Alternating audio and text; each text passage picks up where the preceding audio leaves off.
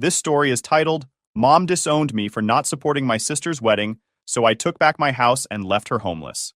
Hey Reddit, growing up, it was always obvious who my mom's favorite was. My mom, Karen, 62 female, has two kids. Me, 42 female, and my younger sister, Rachel, 37 female. From the moment Rachel was born, it was like I didn't exist anymore. I don't mean to sound dramatic, but it's the truth. Rachel was born underweight and sickly. So naturally, my mom was really protective of her. I get it. It must have been scary for her. But instead of Rachel just being the baby of the family, she became the only child that mattered to Karen. Rachel was this fragile little thing, and Mom treated her like a princess. Everything revolved around Rachel. Her needs, her wants, her moods. For instance, Rachel didn't like eating on her own, so Mom would hand feed her until she was well into middle school.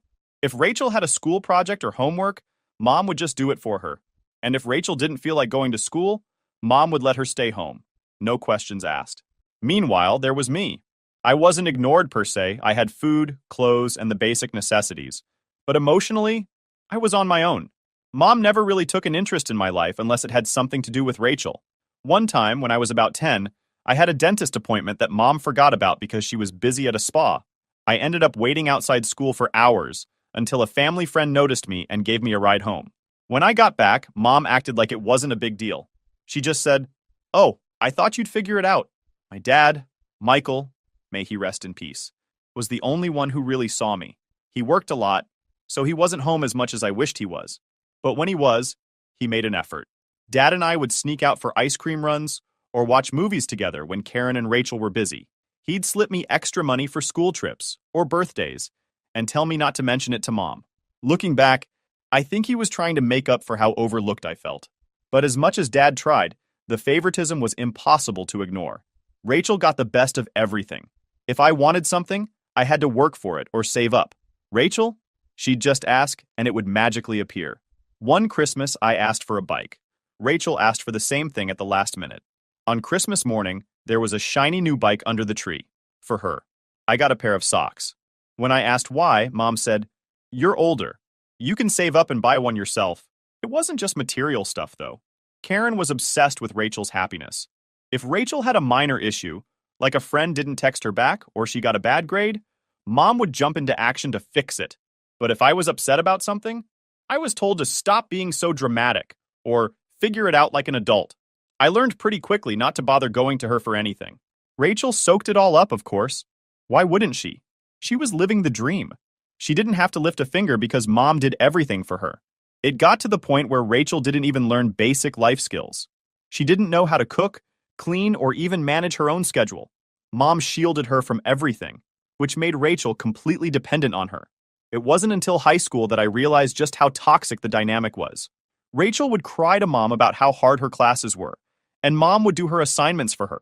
When Rachel failed high school, Mom blamed the teachers, saying they didn't understand her unique needs. She even argued with the principal to get Rachel's grades changed. It didn't work, obviously, but it showed just how far Karen would go to protect Rachel from any kind of accountability. I, on the other hand, was expected to be independent. If I struggled in school, I had to figure it out on my own. If I wanted to do extracurriculars, I had to pay for them myself with babysitting money. And if I ever dared to complain, Karen would say, "You're the older sister. You need to set an example." By the time I graduated high school, I couldn't wait to leave. I got into a college in a different city, and I didn't look back. Moving away was the best decision I ever made. For the first time, I felt like I could breathe. I didn't have to constantly compare myself to Rachel or fight for scraps of attention from Karen. I could just be me. Meanwhile, Rachel stayed home. She didn't move out until she got married at 26. Even then, Karen was still in her business. She'd call Rachel 5 times a day to check in. "What did you eat? What are you wearing? How's your husband?" It was ridiculous. Karen even showed up unannounced to clean Rachel's house or bring her groceries, even though Rachel and her husband were perfectly capable of doing those things themselves. As for me, I was living my life. I finished college, got a job, and started building a future for myself. Dad stayed in touch, calling me regularly, and even visiting me when he could. Karen? Not so much. She'd send the occasional text on my birthday or comment on my Facebook posts, but that was it. Honestly, I didn't care. I was happier without her constant criticism and favoritism weighing me down. Looking back, I think Karen's obsession with Rachel was about control. She wanted Rachel to need her forever, so she never let her grow up. Meanwhile, I was pushed out of the nest early, forced to fend for myself. It hurt at the time, but now I see it as a blessing. I learned how to stand on my own 2 feet, while Rachel became completely reliant on Karen. But even after I left, the dynamic never changed. Rachel was the golden child, Karen was her enabler, and I was the forgotten one. It's funny, well, not funny, haha, but funny in a sad way, how some things never change. 11 years ago, everything changed. Dad started coughing a lot, which at first didn't seem like a big deal. He chalked it up to allergies or maybe a cold that wouldn't go away. But weeks turned into months, and he didn't get better. In fact, he got worse. He was always tired, short of breath, and just not himself. Still, he kept working, because that's the kind of man he was. Hardworking, selfless, and always putting others first. Karen, my mom, barely seemed to notice. She was too busy with her usual routine: spa appointments, yoga classes, and whatever else filled her days. Rachel, my sister, was back living at home by then, after her first marriage fell apart. She wasn't working and didn't seem too concerned about Dad's health either. It was like they didn't want to deal with the inconvenience of acknowledging something was wrong. I was living in a different city at the time, building my career and trying to maintain some distance from all the family drama. Dad and I talked regularly, and I could tell something was off during our calls. He sounded weaker, more tired. When I asked if he'd seen a doctor, he brushed it off, saying he was fine. But I knew he wasn't. Things came to a head when he finally went to the hospital after a particularly bad coughing fit. The diagnosis? A severe lung infection. I dropped everything and rushed home as soon as I found out. When I got there, I was horrified. Dad was lying in bed, looking so frail and sick, and yet he was alone. Karen and Rachel? They were out getting their nails done. When they got back, Karen acted surprised to see me. She even tried to hug me, but I wasn't having it. I asked her why she wasn't with Dad, and she gave me some excuse about needing to run errands. It was obvious they'd just come from the spa. They were both freshly manicured and carrying shopping bags. The hospital admitted Dad, and I stayed by his side as much as I could. Karen would drop by occasionally, but only for a few minutes at a time. Rachel? She barely showed up at all, claiming it was too hard for her to see him like that. Meanwhile, I was juggling everything, talking to doctors, managing his medication, and trying to keep him comfortable. I even slept in a chair by his bed most nights. Karen's lack of involvement was infuriating. She didn't work, so it's not like she was too busy to be there. But she acted like visiting the hospital was some massive inconvenience. I'll never forget the day she said, "He's in good hands with the nurses." What am I supposed to do? Just sit there? Yes, Karen, that's exactly what you're supposed to do. Be there for your husband. After a week in the hospital, Dad was discharged.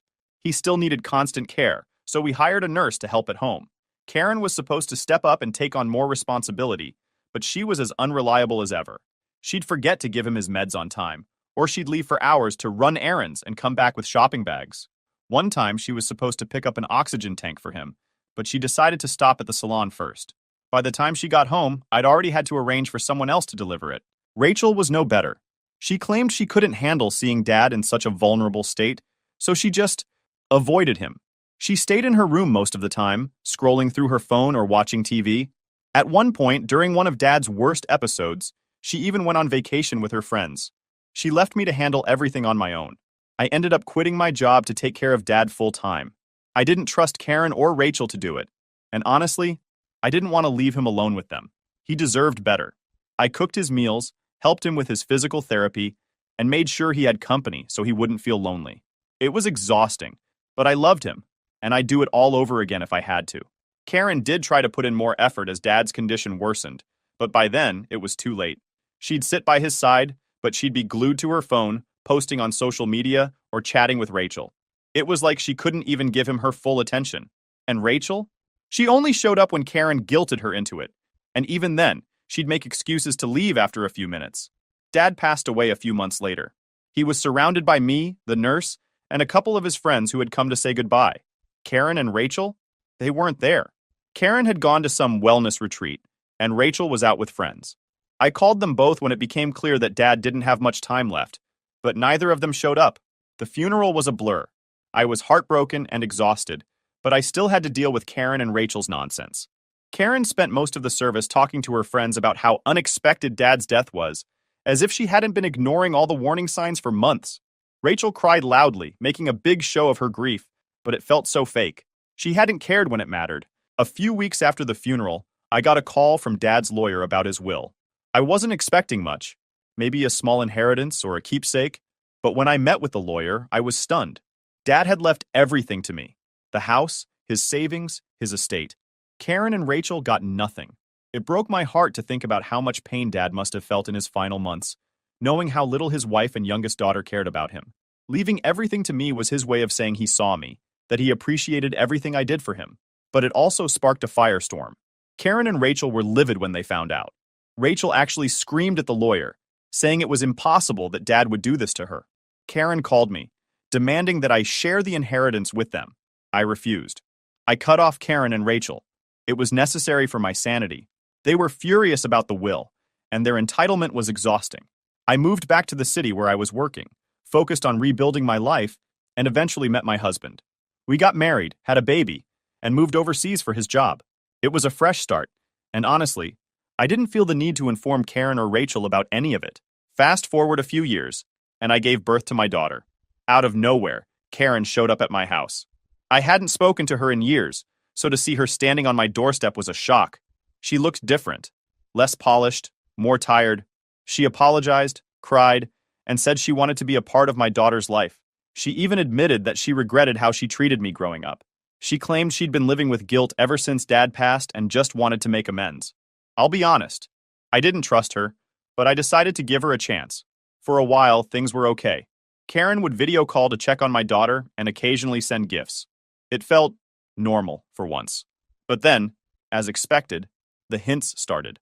Karen would casually mention how she was struggling financially, or how hard life had been for her since I took everything. I ignored it, thinking it would pass. About a month ago, Karen called me. She sounded excited, which immediately put me on edge because Karen doesn't just call unless she wants something. She started the conversation with small talk, asking about my daughter and my husband, which was already weird. Then she dropped the bomb. Rachel was getting married again. Now, if you remember from my earlier posts, Rachel's first marriage ended after about a year. She moved back in with Karen and never really got her life back on track. I hadn't spoken to Rachel in over a decade, so this news came out of nowhere. Karen went on and on about how much this wedding meant to Rachel, how it was a fresh start for her, and how happy it would make the family. I was polite, congratulated her, and figured that would be the end of it. But no, of course not. Karen then said something along the lines of, "You know, it's been really hard for Rachel to plan this wedding with her budget. She deserves a beautiful day after everything she's been through." I stayed quiet because I knew where this was going. Finally, she said it. "I was hoping you could help out with the expenses. It's the least you can do, considering everything your father left you." I was stunned. First of all, Rachel and I don't even talk. Second, how entitled do you have to be to ask someone to pay for a wedding you're not even invited to? Because yes, Karen made it clear that I wasn't on the guest list. When I pointed this out, Karen tried to backpedal, saying, "Oh, we assumed you wouldn't want to travel with a baby. But of course, you're welcome to come. You don't need an invite. It's your sister's wedding." I told her flat out, no, I wasn't paying for anything. She tried to guilt me, saying it was my responsibility as the elder sister to help Rachel. She even brought up Dad's inheritance, claiming that I was hoarding the family fortune while Rachel struggled. I reminded her that Rachel and I had no relationship, and if she wanted help, she could reach out herself. Predictably, Rachel never did. Karen didn't take no for an answer. Over the next few weeks, she bombarded me with texts and voicemails, all variations of the same argument.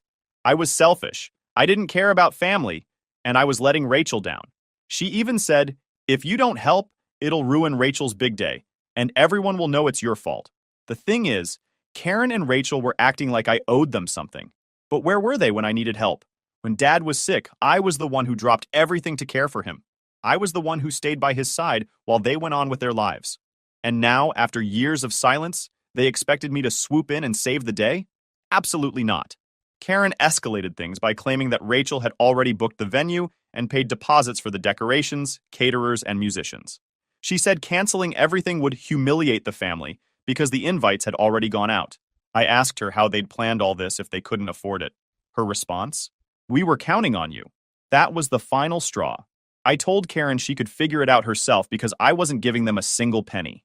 She started crying, saying that if I didn't help, she'd have no choice but to cut me out of her life. I laughed and said, "You already treated me like I didn't exist. What's the difference?"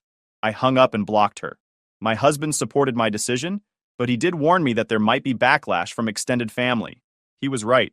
A few relatives reached out saying I should be the bigger person and help out because family is family.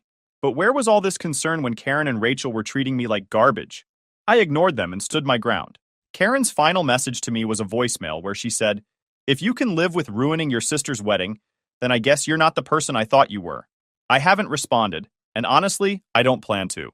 I've spent too much of my life bending over backward for people who don't appreciate it. I'm done. After the wedding drama, I was done. Karen and Rachel had pushed me to my limit. I'd been letting them live rent-free in the house my dad left me for over 10 years. I guess part of me thought it was the easier option. I didn't want to deal with the drama of kicking them out, especially right after my dad died. But over the years, I realized they had no gratitude, no respect for me, and no intention of ever being decent. Let's rewind a bit. When Dad's will was read, Karen and Rachel were livid that he left everything to me. Karen argued it was her house because she'd lived there for decades. Rachel threw a tantrum, screaming about how unfair it was. But the truth is, neither of them deserved a penny. Dad left me the house because he saw how much I cared for him in his final months, while they couldn't even bother to show up most of the time. It was his way of saying, "I see you, and I appreciate you." Even after inheriting everything, I let them stay in the house. I thought maybe, just maybe, they'd change. Karen continued to act like the house was hers, renting out one of the rooms to cover her personal expenses, and never once offering to pay me rent. Rachel treated me like a villain, spreading rumors among the extended family that I'd manipulated Dad into cutting her out of the will. They made no effort to mend the relationship, but they sure enjoyed living in a house they didn't pay for. Fast forward to now. After Karen's ridiculous request that I pay for Rachel's wedding and the endless manipulation attempts, I decided enough was enough. I called my lawyer and had an eviction notice drafted. When Karen received it, she lost her mind. She called me screaming, "You can't evict me! This is my home! I've lived here for 45 years!" I calmly reminded her that the house was legally mine and that she had 30 days to vacate. Rachel, of course, jumped into the fray. She called me every name under the sun, accusing me of being heartless and greedy. According to her, I only cared for Dad to secure the inheritance. It was laughable. She was the one who barely visited Dad when he was dying. Yet somehow, I'm the bad guy? Karen tried every tactic to make me change my mind. First, she acted tough, saying, "I dare you to kick me out. I'm not going anywhere." Then she softened, claiming she was too old to start over, and that the house was all she had left. She even cried about how she'd been renting out a room to make ends meet, as if that wasn't the same room I should have been collecting rent on for years. None of it worked. The final straw came when she tried to guilt-trip me by saying, "What would your dad think if he saw you throwing your mother out on the street?" I told her, "Dad left me the house for a reason. Maybe if you'd cared about him even half as much as you cared about spa appointments, he'd still be alive." I know that was harsh, but I was done sugarcoating things. Karen made her choices, and now she had to face the consequences. Rachel didn't take the eviction well either. She told Karen to move in with her temporarily, but not without making a big show of it. She called every relative to brag about how she was stepping up for Karen, claiming she didn't need anything from me. It was all so performative, like she wanted a round of applause for doing the bare minimum. Karen moved out on the 26th day of the 30-day notice. I didn't even bother to show up. I hired a property manager to handle the handover. Once the house was empty, I had it cleaned and renovated. I decided to lease it out to a family friend's brother, someone I trusted. It felt good knowing the house would finally be used by people who appreciated it. Meanwhile, Rachel's big wedding plans fell apart. Since I refused to pay, she had to downgrade from a fancy lakeside venue to a town hall. Apparently, this caused a lot of embarrassment among their social circle, and Rachel's fiancé wasn't too happy about it either. It turns out he didn't even want a big wedding. Rachel had promised him she'd find a way to pay for it, which was clearly code for, "My sister will pay." Not long after Karen moved in with Rachel, I started hearing whispers about trouble in paradise. Rachel's husband wasn't thrilled about having his mother-in-law as a permanent house guest. Karen, true to form, couldn't help but meddle in their lives. She'd criticize Rachel's cooking, comment on how Rachel's husband ran the household, and generally make herself a nuisance. A few relatives have tried to guilt-trip me into forgiving Karen and Rachel. They keep saying I've gone too far, that I should have let Karen stay in the house. But honestly, I don't care. These same people were silent when I was being mistreated, so their opinions mean nothing to me now. All right, everyone. Before we dive into the final update, I have a small request. We put a lot of effort into finding these incredible stories for you every single day, and your support means the world to us. If you enjoy our content, please consider subscribing to the channel. It really helps us grow and allows us to continue bringing you more amazing stories. Thank you. Now let's move to the last update. Update 4. Hey Reddit, here's the final update on this saga. After Karen moved in with Rachel, I thought I'd finally have peace. I had the house leased out, focused on my family, and cut off most of the toxic relatives who tried to guilt-trip me into forgiving Karen and Rachel. For a while, I didn't hear anything from them, and honestly, I was relieved. But of course, that didn't last. About 2 months after the eviction, a mutual relative sent me a message asking if I'd heard what happened with Karen and Rachel. I hadn't, and to be honest, I wasn't sure I cared. But curiosity got the better of me. So I asked. What they told me was equal parts infuriating and, dare I say, satisfying. Apparently, Rachel's husband, Chris, had had enough of Karen's meddling and finally gave Rachel an ultimatum. Either she goes, or I go. Rachel was already on thin ice with him because of the wedding debacle. Remember how she'd promised him a grand wedding that I would supposedly fund? When that didn't happen, they had to settle for a small town hall ceremony, which embarrassed Rachel in front of her friends and his family. Chris had warned her not to overextend financially, but she didn't listen, and it caused a lot of tension in their relationship. With Karen living in their home, things only got worse. Karen would criticize Chris's cooking, his parenting style. They have a toddler, and even the way he spoke to Rachel. She would suggest how they should manage their finances, which was ironic considering her own financial mess.